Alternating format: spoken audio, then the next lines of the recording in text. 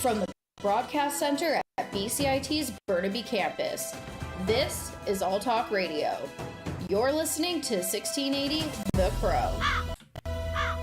Good afternoon, I'm Asta Pandikanan, and these are your news headlines for noon. Chip Wilson of Lululemon is donating $100 million to the BC Parks Foundation. Reporter Riley Lyons has the story.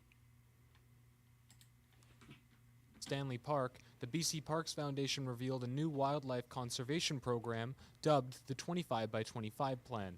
With the reveal, Chip Wilson, the founder of Lululemon, and his wife spoke at the event. The Canadian billionaire revealed that they were jump-starting the program with a $100 million donation, the largest in Canadian conservation history.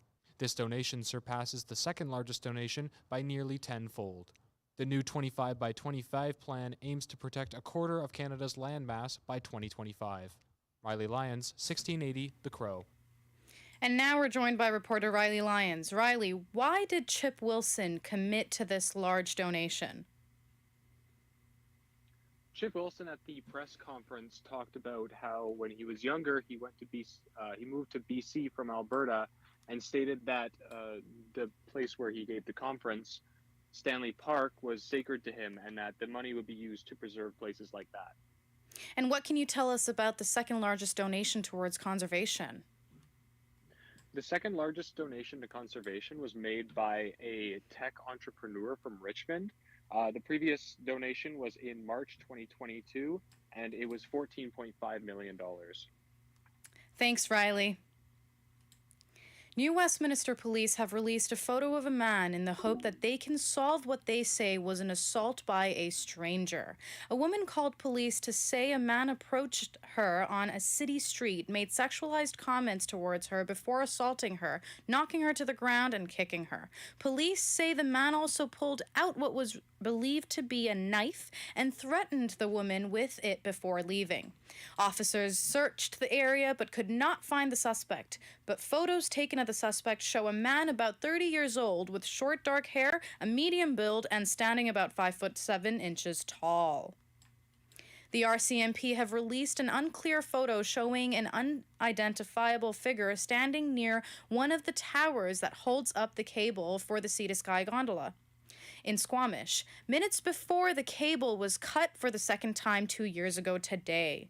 The Mounties also released a video showing a security guard walking below the cable just before it was severed, sending the gondola cars to crash. Sergeant Chris Monso says police hope that showing the danger the guard faced will compel someone with information to come forward. Investigators believe the suspect is physically fit, familiar with the area, and knew exactly what tools to use to cut the cable without risking personal injury. An Edmonton police officer has been injured in a motorcycle hit and run after trying to pull over a motorcyclist.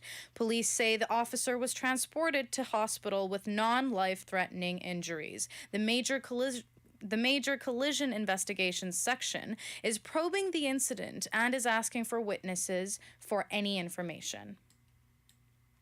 Yukon says it will give its people an opportunity to mourn Queen Elizabeth by declaring a one-day holiday on this coming Monday, the day of her funeral. A statement from Premier Sandy Silver says the Queen led an exceptional life dedicated to public service and Canadians. Public sector employees, public schools, and other public-facing services will have a day off, while private sector employers are not mandated but encouraged to observe the day of mourning. Along with Yukon, Manitoba's major post-secondary institutions have decided to close for the National Day of Mourning to mark the Queen's passing. The University of Manitoba, University of Winnipeg, River College Polytechnic, and Brandon University confirmed they will cancel all classes on Monday. Flags on school campuses and other institutions across the province are to remain half-mast until sunset. Manitoba government offices providing non-essential services, including Crown corporations and other government agencies, will also be shut down. However, the day of mourning is not a general statutory holiday. The Manitoba government plans to make menstrual products available for free at schools, women's shelters, and resource centers across the province. Financial details of the government's deal with Shoppers Drug Mart are expected to be released today. The company struck a similar deal last year with the Ontario government. The opposition New Democrats have been pushing for changes to legislation that would require all school boards to arrange free distribution of menstrual products in schools for the last 3 years. Here's a statement from Stroppers Drug Mart's President Jeff Legger. This announcement is part of a long-term commitment by shoppers to raise awareness of this issue and create action in Canada to address access. We're going to look to the school divisions and the communities to best see where they see the need within their schools. The license of a Winnipeg-based care home where multiple residents were allegedly assaulted by 2 healthcare workers is under review. A provincial government spokesperson said Extendicare Oakview Place's operating license is under review until the investigations by Winnipeg Police and the Protection for People in Care Office are complete. Police announced that investigators had arrested 2 healthcare workers, both of whom are facing assault charges. The Saskatchewan Union of Nurses wants the province to do more to protect people in long-term care facilities from COVID-19. On Monday, it was reported that all 46 residents and staff members at the Elmview Extendicare long-term care facility in Regina have tested positive for COVID-19. Out of the 46 residents that's tested positive, 3 have died. Union President Tracy Zambori says protocols used previously to protect long-term care homes during COVID have been ignored. The health authority is to take over operations at the care home for the next month, but a final agreement is still pending. The Buckingham Palace has released more details about Monday's state funeral for Queen Elizabeth II. Charles de Ledesma at the Associated Press reports. Edward William Fitzalan Howard, the official in charge of arrangements, says the funeral and events over the coming days are intended to unite people across the globe and resonate with people of all faiths. The palace has announced that around 2,000 guests are invited to Westminster Abbey, including President Joe Biden and other visiting heads of state. Also, there'll be nearly 200 people honoured by the late Queen for their work responding to the COVID-19 pandemic and in sectors including charities, healthcare and education. London's Heathrow Airport says it will halt all flights for 15 minutes before the 2-minute national silence on Monday until 15 minutes after it's finished to avoid noise disruption. Charles de Ledesma, London. U.S. President Joe Biden is praising railway companies and unions for averting a shutdown that could have badly hurt the economy and American families. Biden says both sides worked hard to reach a tentative deal. They've been up for 20 straight hours to that negotiation and for sticking with it, especially over the last few days. In fact, the negotiators here today, I don't think they've been to bed yet. Popular rapper Cardi B has entered a plea in a long-running criminal case over a brawl at a New York strip club. Aaron Katursky at ABC News has more. Bill Callis-Almanzar, better known as Cardi B, pleaded guilty to 2 misdemeanors for her role in a 2018 fight in a Queens strip club. Prosecutors said Cardi B contacted a co-defendant to go with her one August night to Angel's Gentlemen's Club in Flushing. And offered her $5,000 to physically attack Rachel Wally on your behalf. Cardi B had accused the woman of having an affair with her husband, Offset. Cardi B is going to serve no time. The judge sentenced her to 15 days community service. Aaron Katursky, ABC News, New York. Roger Federer has announced his retirement from professional tennis. The 41-year-old won 20 Grand Slam titles, but has not competed since Wimbledon in 2021. In a post on social media, Federer offered a warm salute to his supporters. Above all, I must offer a special thank you to my unbelievable fans. You will never know how much strength and belief you have given me. The inspiring feeling of walking into full stadiums and arenas has been one of the huge thrills in my life. Thursday night football kicks off tonight with a battle between 2 AFC West Division rivals, the Los Angeles Chargers and the Kansas City Chiefs. Both teams are coming off wins from Week 1, but the Chiefs have won 13 of their last 16 games against the Chargers. We'll find out tonight if the Chargers redeem themselves or the Chiefs continue their winning streak. Right now, the weather is quite cloudy with a 40% chance of showers moving on to a mix of sun and cloud later this afternoon. It's still very hazy out there thanks to the wildfires. You can expect the haze to stay for another 24 to 48 hours. And for tonight, the forecast predicts a cloudy evening with a small drop in temperatures hitting 12 degrees. Those were your news headlines. For noon, I'm Asta Pandi Kanan, and you're listening to 1680 The Crow.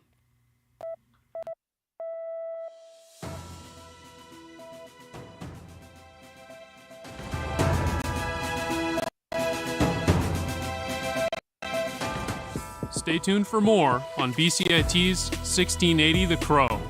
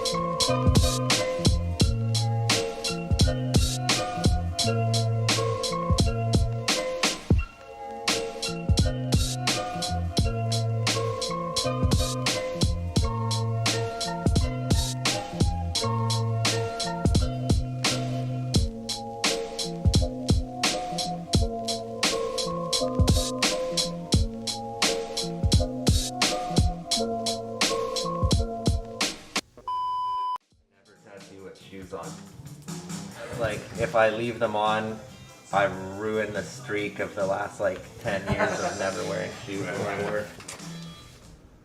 I do all kinds of tattoos, whatever the customer asks for mostly. But lately I've been doing mostly like form line style of indigenous tattoos. I'm Métis on my dad's side, but I was raised by my mom. So I didn't grow up with a huge personal connection to my indigenous ancestry. But as I started doing more indigenous tattoos, that kind of like got me a little bit more interested in finding more about my own history. Vase hari tundo, tatemusli, saschosli, nadle witen yinka dene dakes. In my language, that means my name is Randall Bear Barnetson. I come from the Bear Clan, the village of Nadle, and of the Dakes First Nation. That's my nation. On the back tattoo, I think it's been about 12 hours now, I would say. 10 to 12 hours. On my left arm here, I have the bear for Dentemu, my Bear Clan. And then I have the Thunderbirds on the middle, and then the double eagles on the bottom. So this is for my Dakes people on my mother's side. And then also the double eagles for my Newhawk family, and then the Thunderbirds for my father's side. His crest was a Thunderbird. So that's why I have the Thunderbird on my back as well, along with the bear. Since time immemorial, we would commission an artist to do a clan design or a crest for us in our community. We'd go to a local artist and ask them to do a design for our clan or community to represent ourselves, our family, our community, our nation. Adi, Ani, Sasan, welcome to my studio.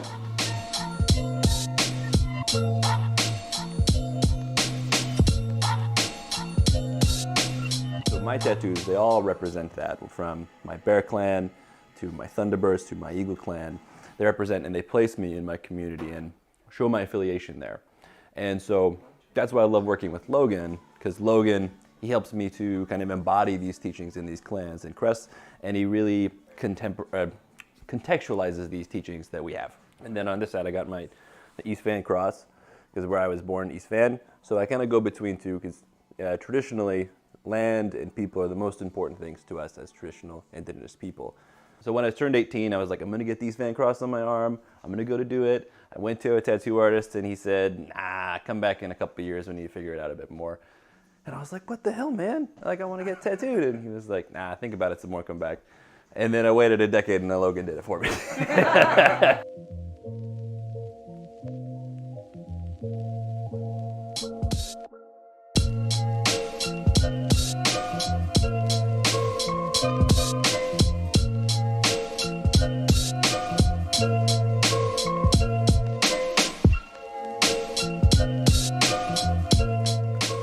My name is Shanton Hopkins. I am a tattoo artist here at East Van Warren Tattoo Company. Born and raised in East Vancouver. I am Indigenous to Darcy Anderson Lake, better known to us as the Naquaqua people. It's part of the Stallion Nation. So growing up, I was a pretty rebellious kid. Just always getting into trouble, getting into fights, drinking, stealing cars when I was like 12. Went to jail when I was like 14. It's just a lot of pain and trauma from like my mother. She was an alcoholic who dealt with her generational trauma from my grandmother who was in residential school. So just like trickled down, passed down to me, right? But like me and myself, I've been doing like a lot of work on myself. I've been sober now for like 3 years. Trying to break the chain and the link for my kids, right? So my style, I do like, I like to stick with like a realism, black and gray, but I like to try to incorporate like a native form line art to it. So I do my own West Coast style, like form line native art with the realism. Yeah, it's just sort of like a unique touch that I wanted to come up with. Like, for me, I always wanted to sort of incorporate like the native art inside of my tattoo work. And black and gray realism is something that I always wanted to pursue. I want to keep that style of art alive. I want to keep the form line art alive, right?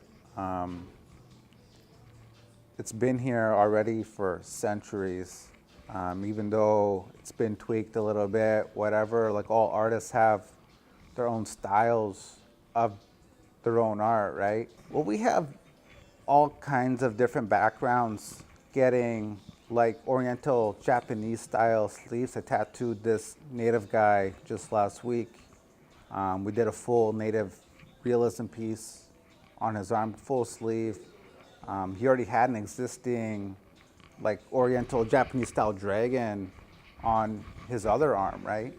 I'm like, yeah, if like you have like enough love and respect for the culture, like I don't see why it would be an issue for anybody to want to get like form line native art tattooed on their bodies, right? If it's nothing but love and respect, that's all that matters, right?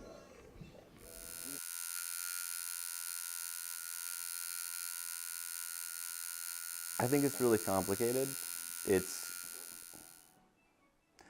non-Indigenous people, unless there's like, the way I was taught is if there's a story, connection to the story, and you go about it in a good way, as you do work with an Indigenous artist, and you go about the proper protocols, and you know the story and the connection there, then it's more acceptable.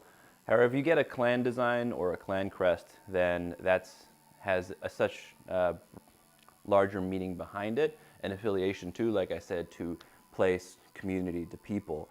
And you're essentially saying that you are part of them. And that's a tough thing to claim. And we always say it's not who you claim, but who claims you. It's a little controversial, and it's everybody has a differing viewpoint. And for me, it's different client to client. Like sometimes, like I have some European tourist that's like, yeah, I want this salmon because I'm in Canada. And in that case, like, you know, go home and think about it a little bit, do a little bit of research. But other times, like I've tattooed white people that have been adopted by a nation and have lived their whole life on reserve and around Indigenous art and Indigenous people, and they want to honor that. And I think that's dope too.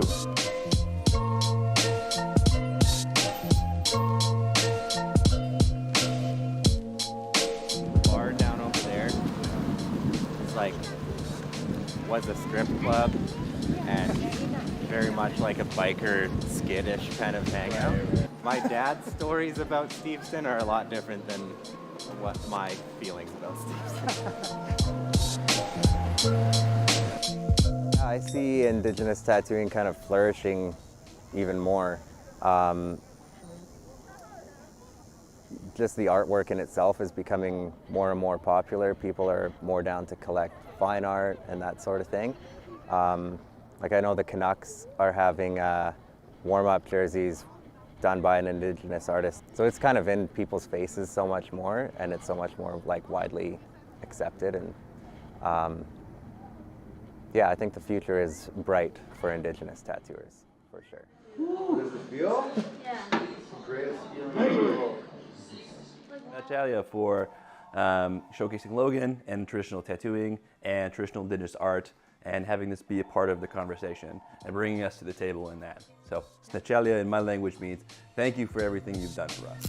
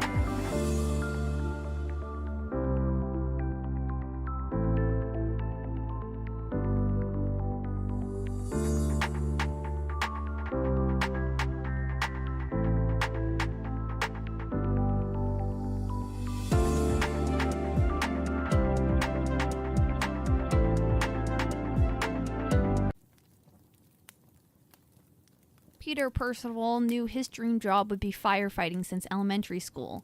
Even though after graduation he put it on the back burner to do construction, he eventually came back to the dream, got certified in Texas, and now works for the Surrey Fire Department. Besides being a fighter, Peter has a side hobby of fishing and creating fishing reels. Doing things with fishing helps Peter cast away the stress of the job. You know, it's just a release for me, right? Fishing is, I find though that it gets harder and harder to drive an hour and a half, 2 hours to go fishing sometimes, right? I like to set up at the lake for a week and just relax, right? By the fire, fish a little bit and relax. So yeah, it's all an avenue to release stress. Peter has always had a long history with fishing growing up, from the Mill Lake Fishing Derby to family trips. But it wasn't until later in life, when a family member asked to go fishing, that things really changed. And then he said, "Do you want to go?" And I'm like, "Yeah, that sounds like fun." And then boom, it was like I was hooked, right? Like we would go twice a weekend, right? And I remember hiking into that limit hole and running out of leaders and not knowing how to tie our own, driving back to Fred's, driving back to the limit hole, hiking back in there. Come a long ways. Yeah, that's how salmon fishing started for me, right? Aside from fishing, Peter now creates fishing reels with his father-in-law out of their garage. The story of how that started is kind of an interesting one. My father-in-law is a machinist, and he's a very smart man. He's born in Germany, trained in Germany, and he has a machine in his garage. So we went on a camping trip, kind of a family camping trip, which is a long story because it kind of, fish and family tend to stink after 3 days. Anyways, we went on a camping trip. And I brought a Islander reel with me, right, which is made on Vancouver Island. And we took it apart on the picnic table just outside of Alaska, and kind of looked at how it was built and thought, he kind of looked at the design and figured, I could probably do this. And that's how it all started, right, is that on a picnic table just outside, I guess it would have been more outside of the Yukon. He has a CNC machine, which is a computerized machine. It's 1985, so it's pretty old and antiquated. But he's a wizard on it. It's got a little screen on it. I don't know, maybe 10 inches by 10 inches, and it's green and black, right?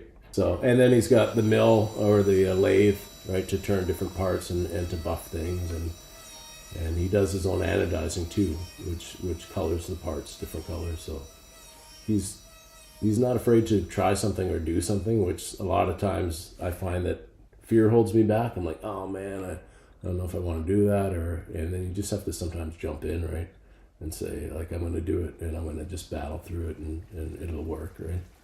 I asked Peter what he thought of the decline in fish population, and he's noticed a big drop-off in just a short span of time. The percentage of fish, I mean, it's hard because I don't fish the way I used to, right? I feel like, we used to catch way more fish and fish all day long, but I put a lot more time in on the rivers, right? I don't think it'll run dry, but if you look at the sockeye, you can only fish every 4 years now, right? And then it's like a question mark, like, are they going to open it? Springs, they've had closed on the Fraser for numerous years, so I don't think that the river will be like, oh, the river's void of life.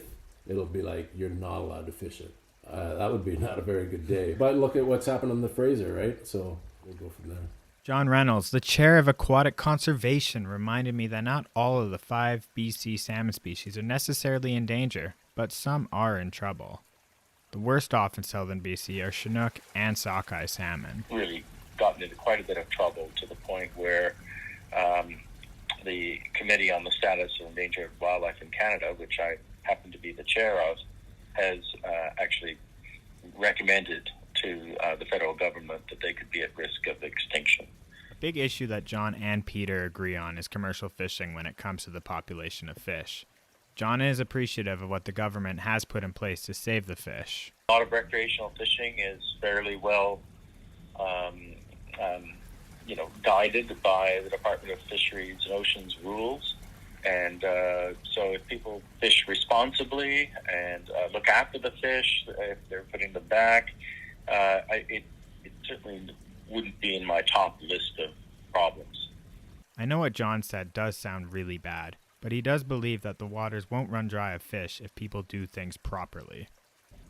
Well, I certainly support the decisions that have been made about reducing commercial fisheries for many species.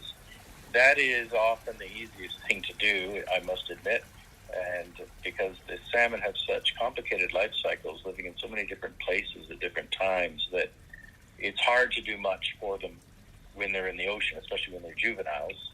They're not being caught in fisheries, and they're basically going to live or die according to the amount of food they have and the predators.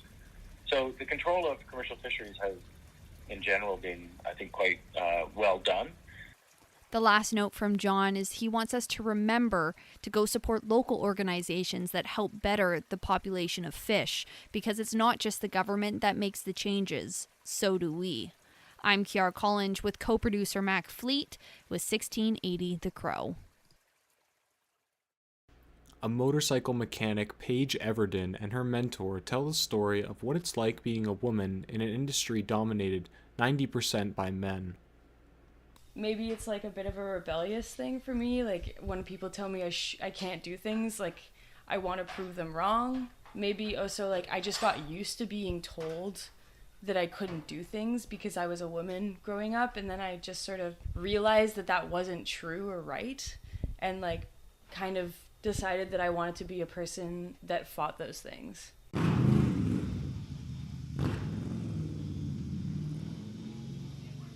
My name is Paige Everden, and I am a motorcycle mechanic. I work at a shop called True Grit.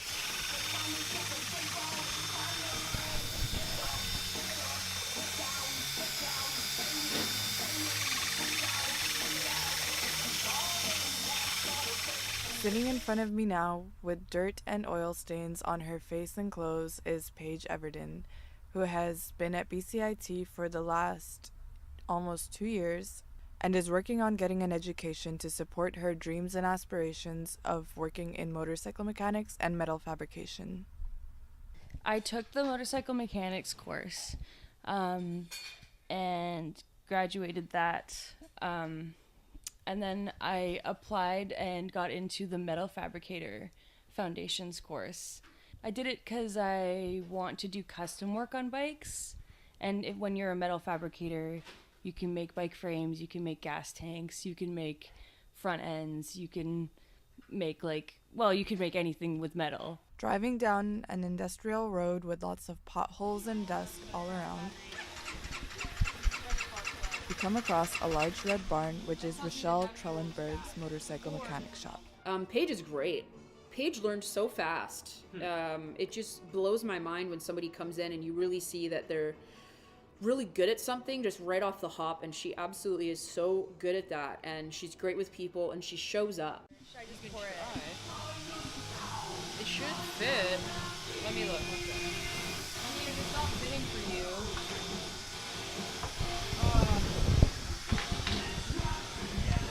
It sucks to siphon gas, so let's try not to do that. But both Paige and her boss Rochelle share the same dreams and aspirations towards this workforce. But you know what? I really have this drive suddenly to go to school to be a motorcycle mechanic. Like something in me just pushed me. So I went to BCIT for during the day, and then I worked in the nights. The dream kind of just was something cool where we'd work on bikes on the side, we'd do these little hangouts, we'd show people what we learned in class, and I really thrived in that environment. It was crazy, right? So, and I posted that I would work basically for baked goods. Anybody that needed their bike fixed, anybody that needed anything having to do with their bike, if I could do it, I would basically do it for free. At the same time, they share the same struggles and the same obstacles by being a woman in this male-led workforce. A guy will come in and I'll go out to greet and prep, and they'll walk right past me. And I'll be like, okay. But then the men in the shop that totally support me will be like, no, she's the one you need to speak with. Like, don't even come near me.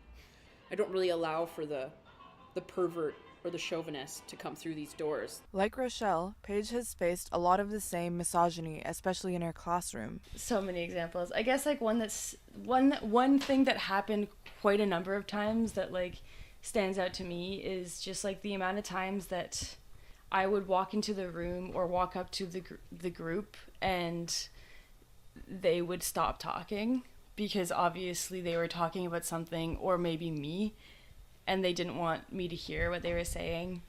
And then there were times when they didn't stop talking and I overheard some of the things that they said, and it was like some pretty gnarly stuff about women, you know?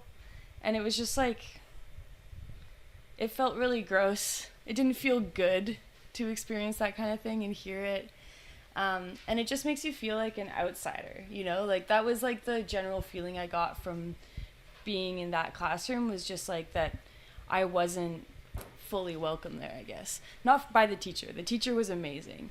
Just the guys that like were obviously attracted to the class. Yeah. And the teacher was a female, right? That's right, yeah. They never said that kind of stuff around her. They were very careful not to. Why don't I just dump it out then? The tank. Yeah, you can totally remove the tank. There's a bunch of wires at the bottom that need to be removed, right? So, regardless of the misogyny and mistreatment that both Paige and Rochelle have faced coming up in this industry, they still remain optimistic and acknowledge the fact that most of this mistreatment comes from wrongfully engraved lessons in a lot of people's minds that they simply can't change, and they don't let that stop them. If I'm being honest, like I think that she's doing enough just by having gone into the industry like so long ago and just like existing there and like now being a teacher. I think that that's really, really good. I think that basically like you can't change things overnight, and like it's a bit too much to ask for like one teacher to try and like change the like things that everyone has learned over their entire lives. not all the old boys are like that, but the majority that have been in the industry for as long as they, have been walking are brutal. Yeah. And they just can't come out of this habit of women are there to touch and talk dirty to, and not to have a collective conversation about what an engine needs. Yeah. After learning about the major issues of misogyny and mistreatment in this workforce, it leaves you wondering what motivates the small percentage of women struggling to overcome these obstacles and what keeps them going. Because fuck them. No, for real, like, fuck those guys, Like, because, actually, okay, like, obviously it's not just spite, but, like, I don't know, you can't let it slow you down. Paige's rebellious attitude and unwillingness to back down, no matter what obstacles and struggles she faces, is truly inspiring, and she leaves us with this last piece of advice. I would say that if a person looks at you and makes a snap decision based off of your gender or your appearance, and they decide that they don't want to listen to you, and they decide that they're not going to give you a chance because you're not like what they want to see in the industry, then don't waste your time on them. Just don't bother trying to gain their respect. The only person's respect you need is your own.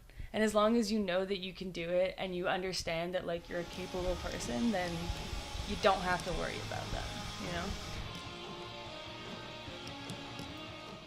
Riley Lyons and Maha Mashmi for 1680 The Crow. The mainland Misfits are lacing up their skates for another bone-crunching season of roller derby, a fast-paced, full-contact sport primarily played by women. Our reporter Gurpreet Cambo, who was given the derby name Purple Rain, that's rain spelled R-E-I-G-N, joins us from Surrey.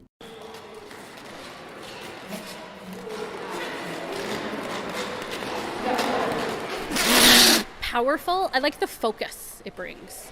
So I always found like games and competitions, it's like you enter into this, like, you only have one thing to think about, and like that's the game. It teaches you how to like fall down and get back up again repetitively, and then you can also apply flamboyant, I think. There was a lot of color, a lot of screaming, a lot of yelling, a lot more face paint, stuff like that. It was just a fun time, and it was something I'd never seen before, and I just kind of got the bug We became friends through Derby and at Derby, and then slowly started hanging out outside of Derby, and now, I have a lifelong friend from it. Blue wheels, pink toe stop, and then my toe covers are purple and my laces are purple. For me, I really enjoy just being on skates, period. So I'll skate anytime, anywhere. And then also, it's probably one of the only times in my week where I'm not thinking about work or stressing. It's a very good way to sort of disconnect and just have fun.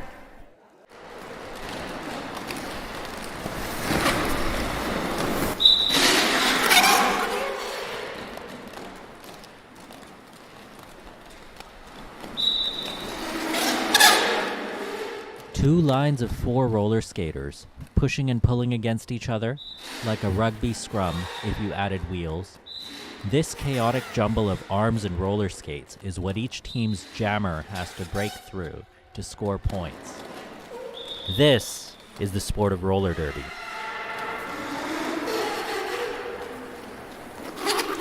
Pronouns are she, they. Hi, I'm Barbie, she, her. Wrecking ball, Hooligan, she, her. Maddie Longlegs, she, her. Sharky, she, her. On skip, he, him. Party of Dawson, he, him. Let's do. Trill, she, her. Kendra, she, her. You're up. What? Oh, so, right up front. Something that always is a problem. They're lacing up at practice. We caught Frank the Tank as she was getting ready. Okay, so I saw the movie Whip It like basically everybody else has. And then I was working at a hockey shop, and I didn't know there was a league nearby me. I thought the closest one was Vancouver, and at the time I couldn't really drive out to Vancouver to play. And when I was working at this hockey shop, this guy comes in and he's like, "Oh, I'm gonna go play roller derby." I'm like, "Sorry, you're gonna what?" And basically that night was what we used to call a punch and pie, which was like an intro to roller derby and the sport itself, and like kind of a recruitment night, and I was hooked.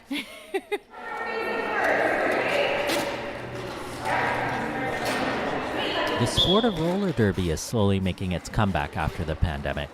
The Greater Vancouver Roller Derby Association is practicing right now to get back into game shape.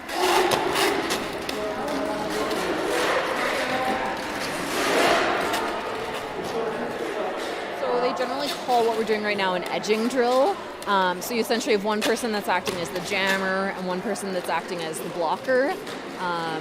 And one person, the jammer, is trying to push the blocker to a certain point, especially for the blocker to get good at really being down in their knees and kind of, with blocking you can't stay still, you have to still be moving a little bit. So that's the main. Try again, Do you have a name? Bruceberry Pie. I'm 5'6". I'm plus size. I have orange hair. I've got tattoos covering my whole left arm and pretty much both my legs. And also you can't see, but underneath as well. So when I first started derby, I would fall all the time because I was a really terrible skater. So I would fall and I bruised really easy. So I would be constantly covered in bruises. And so the name just came very naturally. Yeah. I really missed it during the pandemic. One, the physical contact, but also the emotional contact that you get to be around people. It was lovely. I didn't realize how much I missed it, I think, until it got taken away, or how much I needed it. Yeah. We're gonna do the wrap around, which was the thing that Frank demonstrated. So we're gonna come around, do a full turn into holding them essentially. Whoop. I've been around the block, you could say, yeah. And I've gotten to do the whole, like I said, the whole spectrum, right? So when I first started, it was super casual, fishnets, just for fun, chugging beers at halftime, that kind of a thing. And then I've gotten to do all sorts of stuff. I was on Team Canada, I got to do that. I played with the men's league for a while as well. So all these dudes are all my teammates, and we get to play super competitive. And then I also get to go to you go on trips. We go to Vegas every year and just play for fun. It's super great. I mean, the whole rainbow.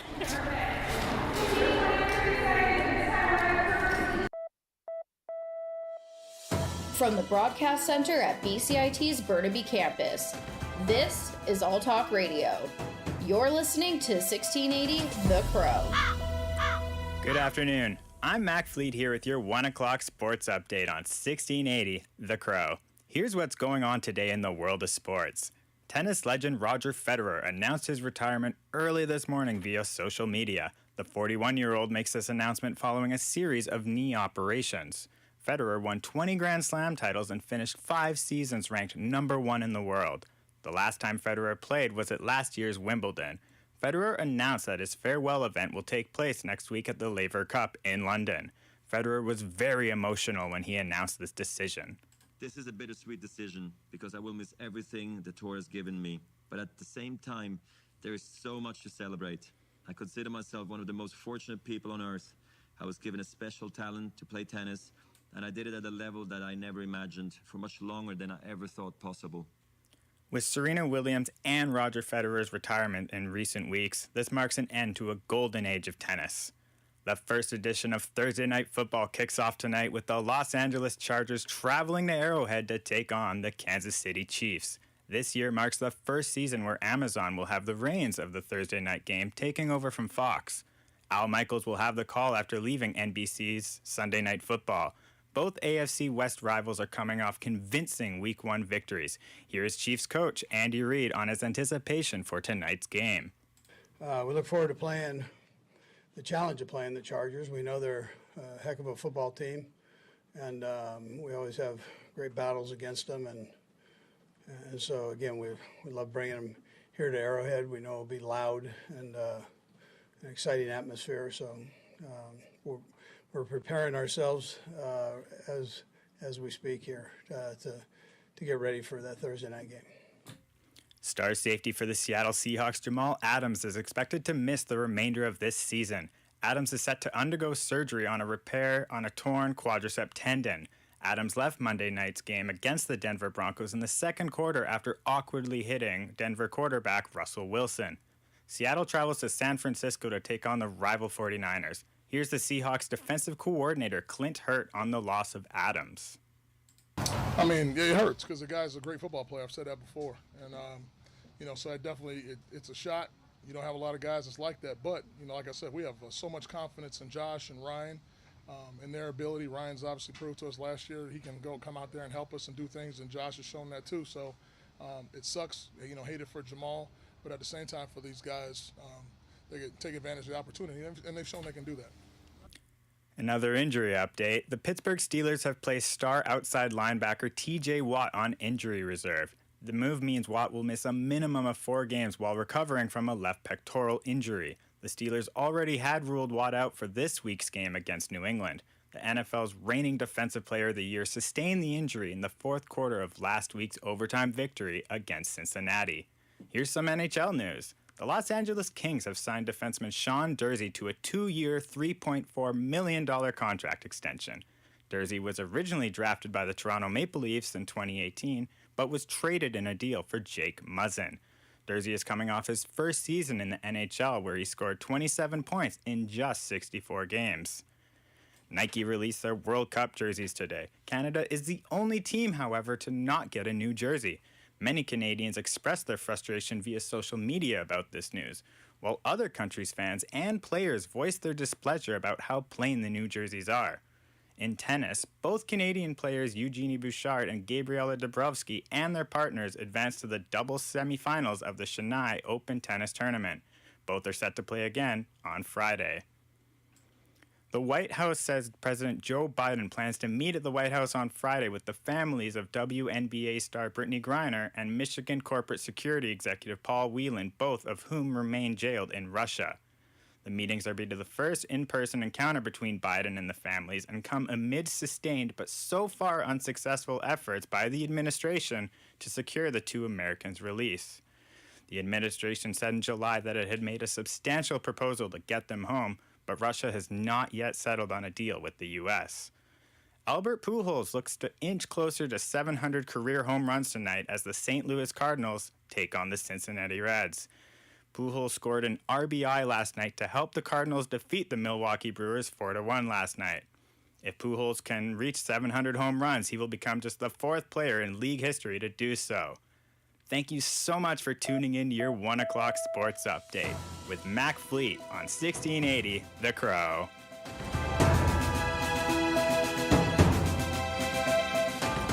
Stay tuned for more on BCIT's 1680 The Crow.